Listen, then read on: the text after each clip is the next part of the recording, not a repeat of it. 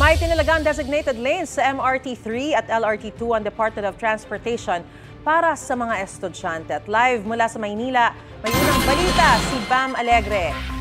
Bam!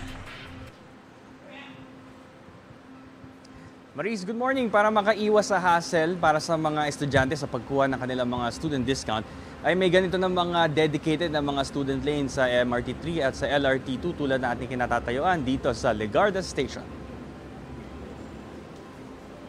Kapag rush hour, nagkakasabay-sabay ang mga pasahero sa mga tren, lalo na ang mga estudyante na papasok sa paaralan. Nagiging problema raw ito ng ilang mag-aaral dahil may student discount nga sila na 50% pero naiipit naman daw sa pila.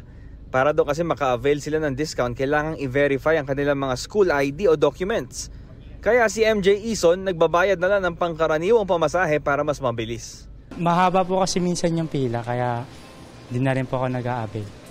Pero pag meron na po, parang mas maganda.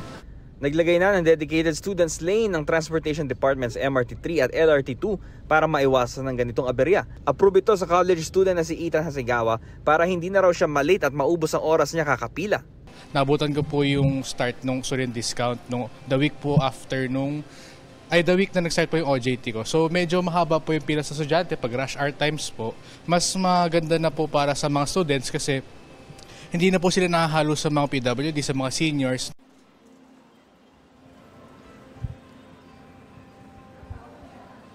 Maris, may pag-ambon ngayong umaga pero dumungaw na rin ang araw at naging maaliwalas din yung travel experience ng ating mga commuter. Ito naman yung student lane sa ating likuran. Ito'y walang pila sa mga oras na ito.